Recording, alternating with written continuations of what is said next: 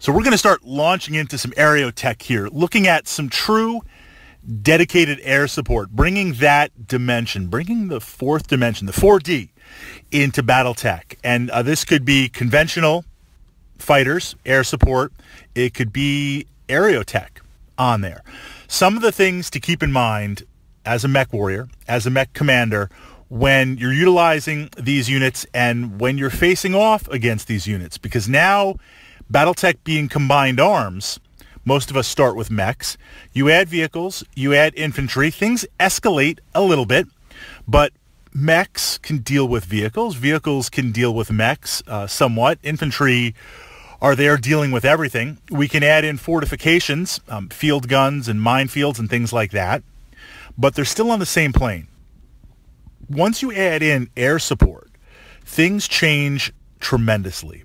And you really need a decent answer to be able to deal with some of these units that are brought into the game. And by that, I mean similar dedicated air support to go against it, or some dedicated mechs to go against it.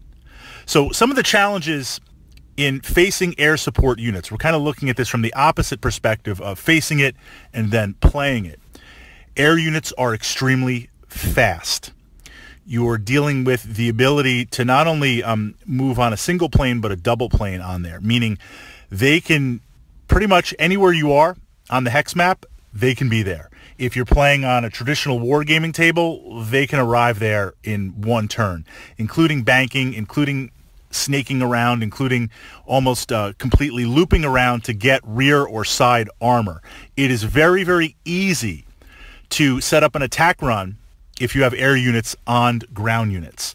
Additionally, these air units can stay so high in terms of elevation that even when they attack you, your longest range weapons, your long-range missiles, your AC-2s, they're going to have tremendous range modifiers.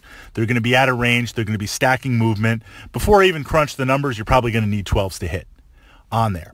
So now we get into the duality of, if you have a couple of mechs that have some long-range stuff, right? Like, let's say we're playing the classic Fritz lance.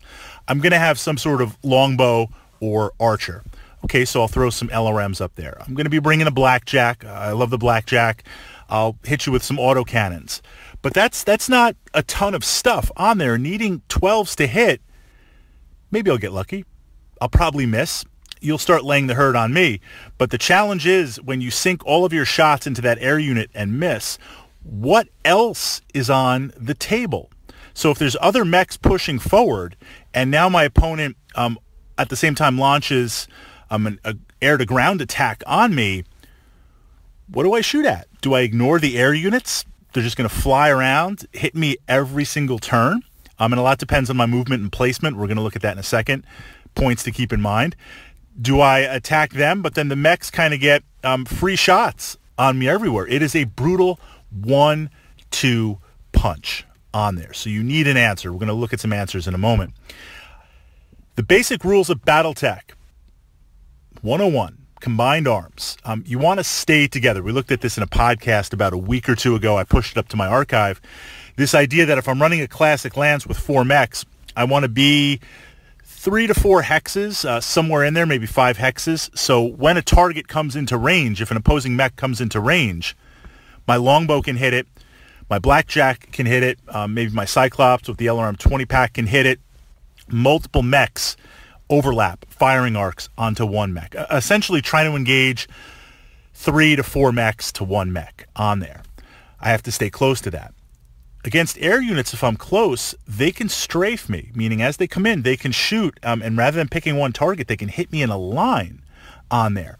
They can drop munitions. A lot of air support will have options for bombs, dropping them on there and just really laying down a lot of hurt in a concentrated area.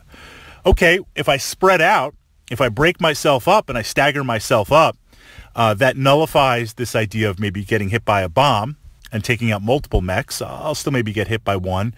There's a blast effect, there's scatter, but at best, I'll get hit by one.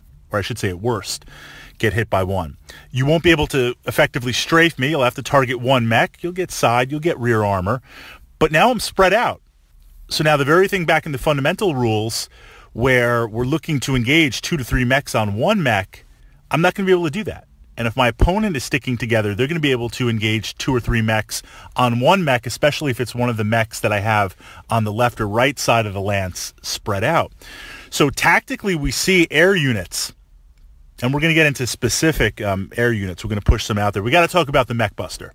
It's got an AC-20. That's just a given. Any unit, any tank, any mech. I mean, if infantry could carry AC-20s, I'd be fielding them on there. So we are going to get into the specifics.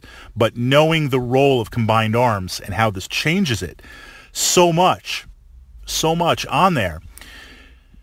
The way that you counter this is by having the ability to field also air support type units on there, or dedicated anti-air.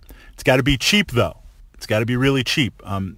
Jaeger mech, maybe. This is where vehicles really come to shine on there, because you can buy in the battle value for vehicles for a lot less. The Partisan is a great anti-air unit.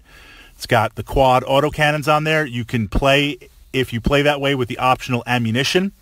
And with the way that we deal with air units, obviously we're looking to destroy them outright, but also by dealing enough damage to force pilot checks, to force them to possibly lose control, crash, stall out, especially if they're on their way in very, very close to attack.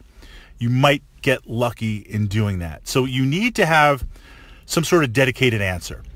This is where I find, not that Battletech is not balanced, but if we go into a game and say, okay, look, we're going to play 6K battle value each. We agree on that. Maybe we agree on the mission ahead of time. I assume mechs are a given. I also like to kind of just talk to my opponent and say, do you want to include the possibility of vehicles? That doesn't mean I have to take them, but I might take them. You might take them. I might need an answer. Do we want to include artillery? You know, we kind of go down the checklist on there. Do we want to include alternative tech levels? Do we want to include air support? Generally speaking, just to keep it fair, if I'm going to bring air units or the possibility, I want my opponent to potentially know that. So this way they're not completely caught by surprise. Now you flip through the tech manuals on there and you're like, Fritz, you know, I'll deal with it, because certainly a valuable strategy, a vital strategy is you throw enough dice at something and it disappears. I'll put enough firepower up there, we'll disappear it. And a lot of the conventional air support units that are out there, like the Mech Busters and others, the armor's not that great. You know, if you tag it with a couple of shots, you'll cripple it, it'll go down. But once you start getting into Aerotech and ground to space fighters and essentially one pilot spaceships, you look at the tonnage, you look at the weapons, you look at the firepower, and you're like, this is a mech. This is like a 90-ton mech flying through space. This is crazy. And against those units, if you don't have dedicated air support, you're just not going to be able to do it. They're just going to chew you up. You're not going to be able to do it. And they're just going to literally blast you away on there. And it's going to be a very one-sided game, which the first time you experience that, it's a real shock, because mechs are supposed to be king of the battlefield. But, you know, if we look at combined arms and if we look at total warfare, unsupported ground units are just really going to get pummeled against dedicated, really deadly, fast-moving air units. So moving into this, you need to be ready for it, and you need to be able to plan your mechs. Do you have the support, or do you not have the support?